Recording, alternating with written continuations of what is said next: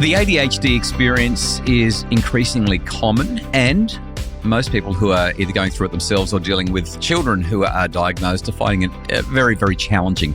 Hello, my name's Dr. Justin Coulson. Welcome to the Happy Families podcast. Today, my guest is Jane McFadden, a former psychologist. After studying psychology and starting out working as a psych, Jane decided to forge her own path. She wrote the first online psychology program for veterans with PTSD in 2019. And her business has grown to the largest psychology company in Australia.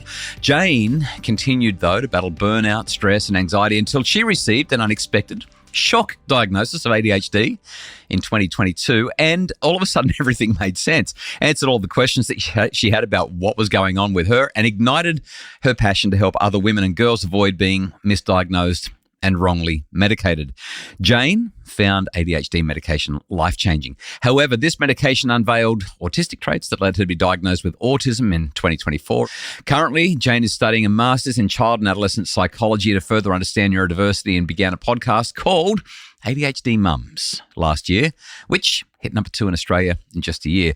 Now, Jane works as a speaker, an author, a neuroscientist, and neurodiversity specialist. She lives on the Sunshine Coast, just down the road from me, actually, with her husband and 3 kids who all also are neurodiverse. And Jane joins me on the podcast today. Hey, Jane, thanks so much for being here to talk ADHD, ADHD mums, ADHD families, and your ADHD experience. Really appreciate you being here.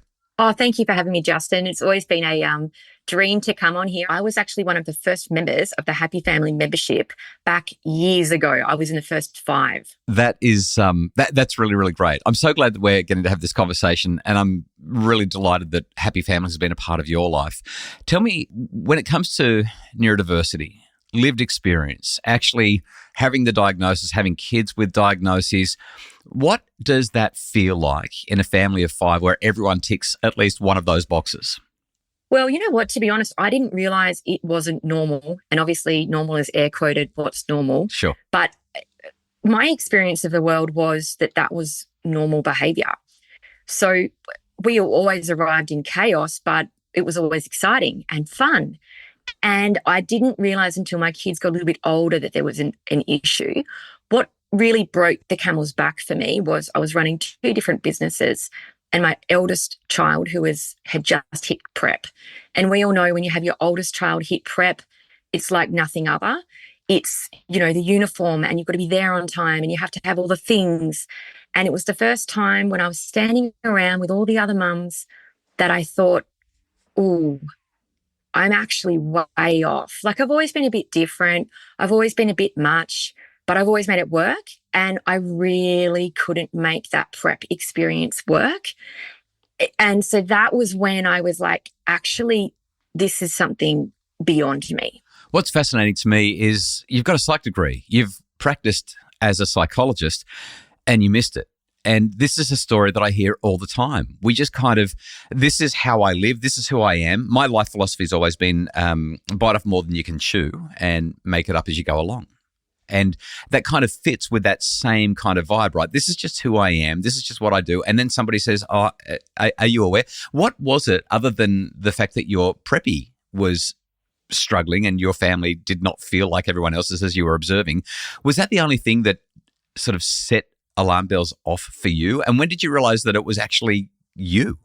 This is a funny one, actually. So I was running 2 massive companies, like massive, right?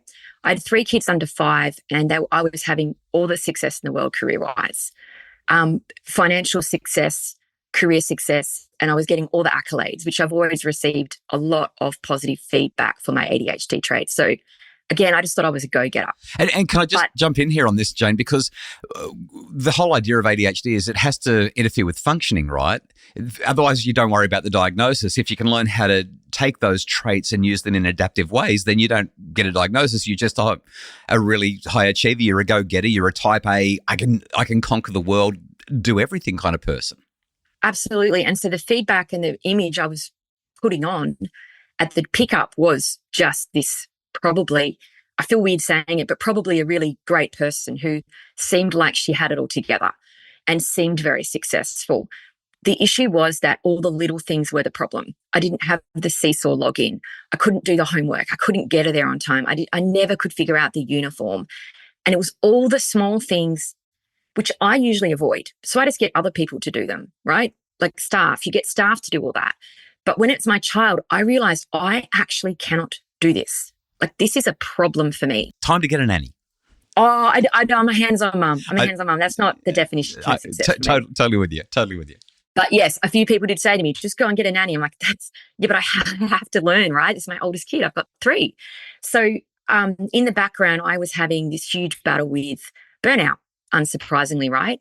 And I was also, I'm going to admit it, putting a lot of pressure back on my husband, because I would bite off more than I can chew. And then I would look to him to support, like, well, where are you? What are you doing? And I did really have an expectation that he was going to pick up the pieces, and he wasn't doing that, because in fairness to him, these were my choices I were making. And he's like, I'm not even in this thing. You know, you're the one who decided to start a second company. And so we went off to marriage counselling. And my take on it was he needs to put in. He needs to do a bit more, you know. And anyway, we did marriage counselling for a little while with a brilliant psychologist. And I was really kind of expecting that he would say to my husband, hey, you know, maybe you could jump in a little bit more. And I was really blown away when he wanted to pull me in for individual, because I was like, well, I'm not the problem. Like, I've brought him in. He's the problem. And he really zoned in on me and said, I think you need to do some individuals. And I was like, why? Look how great I am. And turns out he had worked in an assessment clinic in Caboolture. And after maybe another 3 or 4 sessions one-on-one, he said to me, have you considered that you might have ADHD? And I said, my brother has that, actually. I definitely don't. And I was actually extremely offended, because I had it in my mind that was unsuccessful people that couldn't achieve tasks. That's what I had in my mind. And I had no concept that it could be different. We went through the assessment criteria, and I was saying to him every step of the way, no, I know exactly where to be. I know exactly where to be. As I'm saying, I know exactly where to be and on what day, I've got it all down. I never miss anything. I have 2 phones on the table that are just alarming reminders and this complex system. And he's like, do you know what masking and camouflaging is? Because you are off charts with some of your basically your scaffolding that you're doing to mask all your symptoms. So he put my phone away. Just for people who are not familiar with the term masking and camouflaging, scaffolding, can you step us through that, and then we'll go back to the story? Masking and camouflaging was something I only learned off the psychologist. So basically, it's things that you put into place for yourself to mask your symptoms or cover them up. So you make it look like you know exactly what's going on, but underneath the hood, there are so many complex systems. For example, I cannot ever remember to return something to somebody that I've borrowed, but I never want to give the impression that once it comes into my house, I never return it. So I'll put it on the car, so then I can't forget it. Or I'll put my keys on top of something. I'll have lots of complex systems, so I look ahead. It's like a compensatory behavior, so that you look.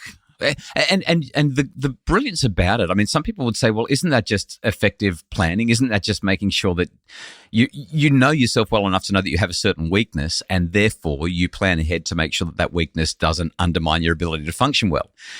When we move into things like autism, masking becomes a little bit more complex, doesn't it? Because you've got kids who will cover up their psychological distress with smiles and with happiness, and then they get home and they absolutely collapse and fall apart. And same with ADHD kids. There's that level of masking where it's not just a behavioral thing, but it's a psychological thing as well. Yeah, absolutely. And that was one of the things that I think was difficult for me as well, walking into prep and having to stand there with all the other mums morning and afternoon.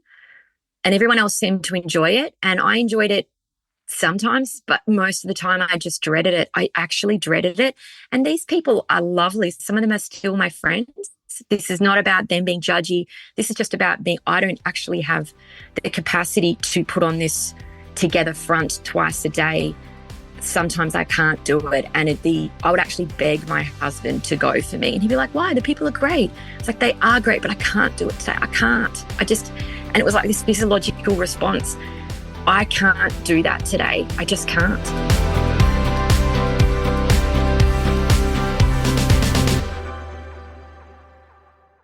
Jane, take me back into the office again with the psychologist. You've been told that you're masking. You've been told that you're doing all of these compensatory behaviors to make it look like you've got it together when really you're the proverbial duck looking calm on the top and paddling like crazy under the water.